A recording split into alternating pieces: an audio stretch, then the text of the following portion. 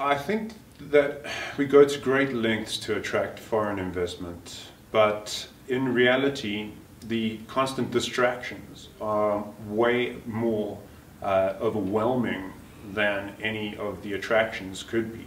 We could offer any number of cost-effective kickbacks and government subsidies and tax rebates, but unless we do something about some of the more serious problems, the poverty and the hunger that is commonplace, the malnutrition, all the way through Africa, the loss of human life, and the way that we've been exploited as a nation by countries such as China. These are very important considerations that need to be handled first as a priority before we start looking at attracting new business. We need to start pushing them away.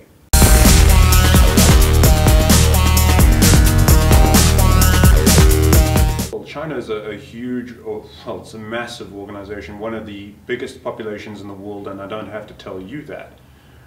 What I do need to point out is that they're on an initiative that is driven by the government of, to inform the people to buy gold and silver and to branch out and, become a global power. They are already a global power, but just to become a dominance, a monopoly. And, that hunger for monopoly. If we take a look at nature, you don't see an organism thriving under those circumstances. An organism needs, to follow a natural order of things, and it's unnatural the way that they're trying to expand in numbers and in colonization. A huge part of Africa is actually owned by China.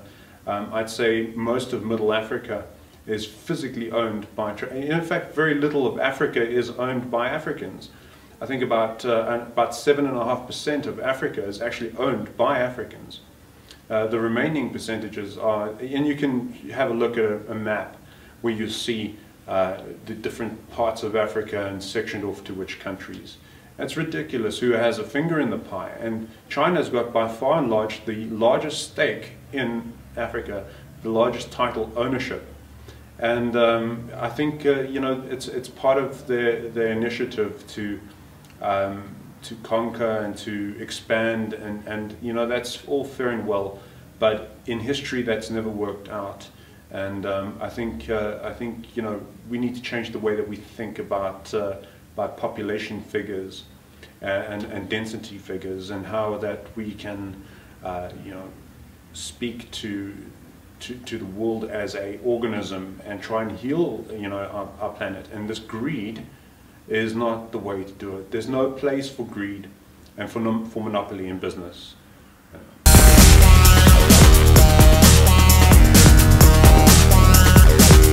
Effective. It's incredibly effective. Just like in the apartheid years, racism was very effective.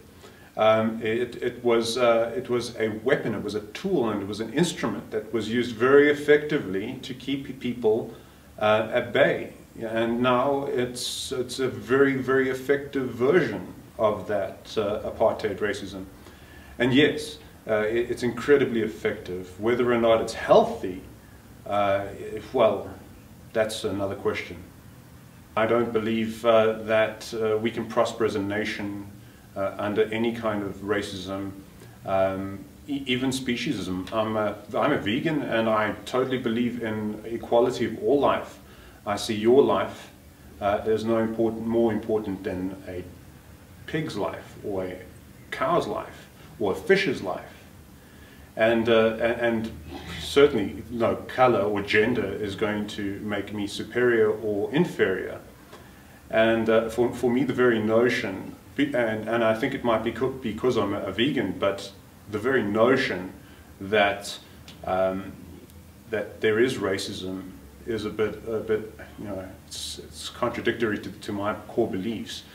And I also believe that in business we need to be treated as equals, and we need to grow as equals. And I have a lot of knowledge that I need to impart, And I have a lot to learn. And I think we can learn from one another, but not if we are racially discriminated against. And essentially, that's what BEE is.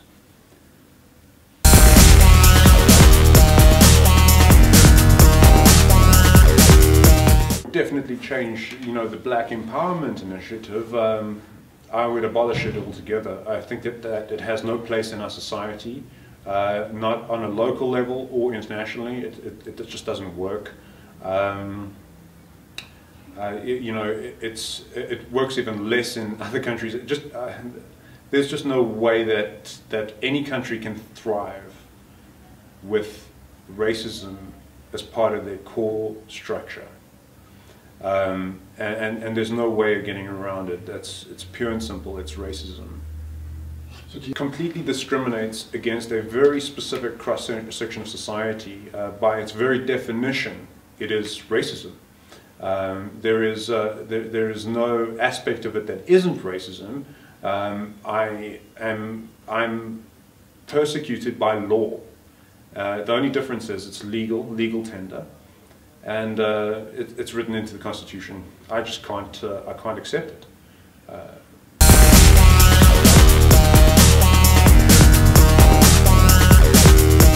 I would be very reluctant to advise a hardcore investment into South Africa. I see the misappropriation of funds on a daily basis. I see the news that doesn't make the news. I see newspaper reports from newspapers that will never make it to overseas investors who desperately need to be looking into those reports. Financial figures from specific companies which just do not look too rosy. Anyone who would tell you that we're not in a recession is a lie. I would be cautious. It would be a very cautious tone that I'd be using. I'm not saying that there is an opportunity, because there is. It is literally the land of opportunity. It's never been more true. But everybody has an angle in Africa, and there are certain procedures which aren't essentially ethical at times, at the best of times. I think that with the misappropriation of funds, and with the level of distrust being as high as it is, at least my own personal distrust towards my fellow African, who has shown me nothing but persecution and ostracization, basically, on a business level. I get very little respect these days.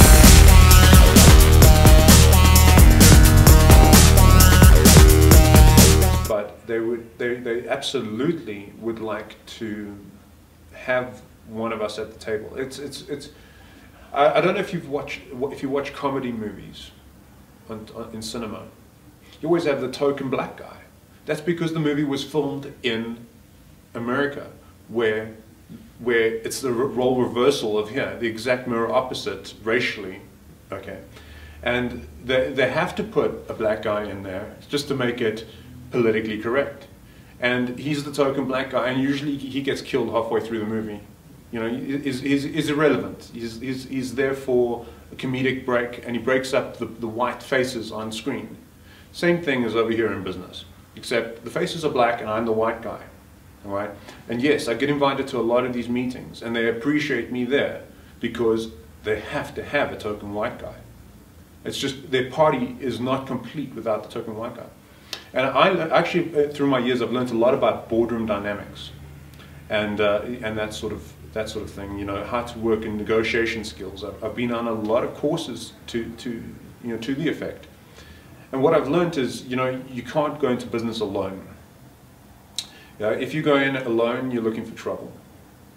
And the problem with going in a group is you have to have a dynamic group. You have to have one female, you have to have one Indian or colored, and you have to have one white guy, and you can have 4 black guys sitting on your side of the table. That's fine. That's a great approach. It's a nice solid structure. But you can't have a wall of black guys on the other side, because then that appears like a racially dominant black supremacist business meeting on that side of the table. And it's not going to work out in the long run. So what you've got to do is you've got to have a balance. And yes, there's a place for the white guy in this country as a token. But as seriously, as a business prospect, I don't see a lot of that. I see the complete opposite, actually. I see discrimination on all levels. It's not just for job applications. It's not just for credit approval.